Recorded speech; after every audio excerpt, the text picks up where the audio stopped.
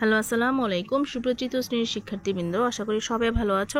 তোমাদের চলমান দ্বিতীয় প্রান্তিক মূল্যায়ন 2025-এর তৃতীয় শ্রেণীর ইসলাম ও নৈতিক শিক্ষা বিষয়ের একটি নমুনা প্রশ্ন নিয়ে হাজির হয়ে গিয়েছি। তো পরীক্ষার সময় থাকবে 2 ঘন্টা 30 মিনিট, সম্পূর্ণ মান থাকবে 100।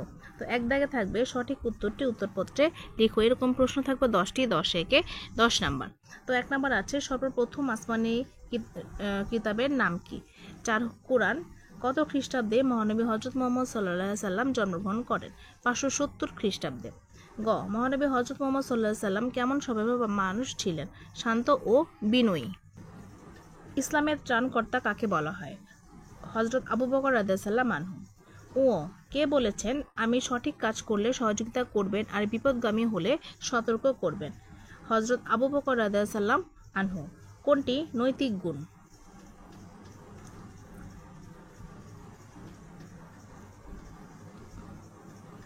গরিবকে সাহায্য করা। 6 আখলাক শব্দের অর্থ কি? চরিত্র।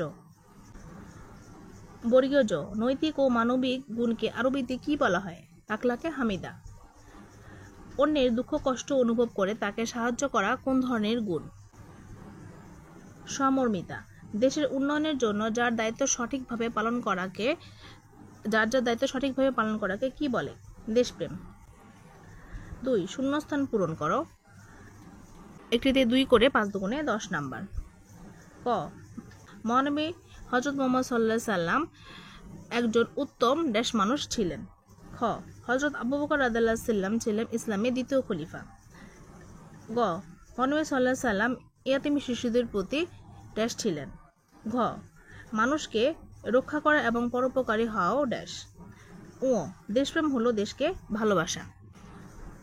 3 শুদ্ধ ও অশুদ্ধ নির্ণয় করো। একটিতে 2 করে 5 দুগুণে 10 নাম্বার।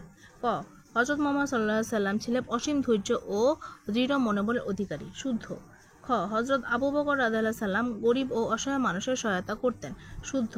গ আখলাকের জামিমা হলো আমাদের নৈতিক ও মানবিক গুণ। অশুদ্ধ। ঘ উদারতা হলো অন্যের কথা কাজ ও চিন্তা ভাবনার প্রতি সহনশীল হওয়া। শুদ্ধ। ও মহানবী সাল্লাল্লাহু আলাইহি সাল্লাম নিজের জন্মভূমিকে ভালোবাসতেন। শুদ্ধ। বাম পাশের বাক্যাংশের সাথে ডান পাশের বাক্যাংশে মিল করে লেখো। একটিতে 2 করে 5 দুগুণে 10 নাম্বার। বাম পাশ এবং ডান পাশ। ক সমাজে আমাদের কিছু নিয়ম নীতি মেনে চলতে হয়। সমর্মিতার উদ্দেশ্য হলো মানুষের দুঃখ কষ্টে দরদি হওয়া। গ মহানবী সাল্লাল্লাহু আলাইহি সাল্লাম ভিন্ন ধর্মের লোকদের প্রতিও উদারতা দেখিয়েছেন। লেখাপড়া করা আমাদের প্রধান দায়িত্ব। প্রাচীন আরবে কন্যা শিশুদের জীবন্ত কবর দেওয়া হতো। 5 সংক্ষিপ্ত প্রশ্নের উত্তর দাও, যে কোনো 5টি। একটিতে 4 করে 4 5 20 নাম্বার। ক নাম্বার আছে আসমানি কিতাব সর্বমোট কতটি? খ কুরাইশরা হযরত মুহাম্মদ সাল্লাল্লাহু আলাইহি সাল্লামকে কি নামে ডাকতেন? গ হিলফুল ফুজুল কি? ঘ হযরত আবু বকর রাদিয়াল্লাহু সাল্লাম কে ছিলেন? ও নৈতিক ও মানবিক গুণাবলী কি? চ সমর্মিতা কাকে বলে? ছ দেশপ্রেম বলতে কি বোঝায়?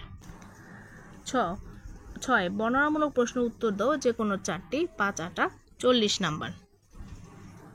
ক আসমানি কিতাবগুলো কে নাজিল করেছেন? প্রধান আসমানি কিতাবগুলোর নাম লেখো। খ প্রধান আসমানি কিতাবগুলো কোন কোন নবীর উপর নাজিল হয়? গ মহানবী সাল্লাল্লাহু আলাইহি সাল্লামের আদর্শ কিভাবে অনুসরণ করবে তার একটি তালিকা তৈরি করো। ঘ হযরত আবু বকর রাদিয়াল্লাহু সাল্লাম জীবন আদর্শ বর্ণনা করো। ও পরস্পরের প্রতি সহমর্মী হয়ে যে কাজগুলো করবে তার তালিকা তৈরি করো। চ মহানবী সাল্লাল্লাহু আলাইহি সাল্লাম এর দেশপ্রেম সম্পর্কে বর্ণনা দাও। তো শিক্ষার্থী বন্ধুরা, এই ছিল ইসলাম ও নৈতিক শিক্ষা বিষয় নমুনা প্রশ্নটি। সবাই ভালোভাবে পরীক্ষা দিবে। আল্লাহ হাফেজ।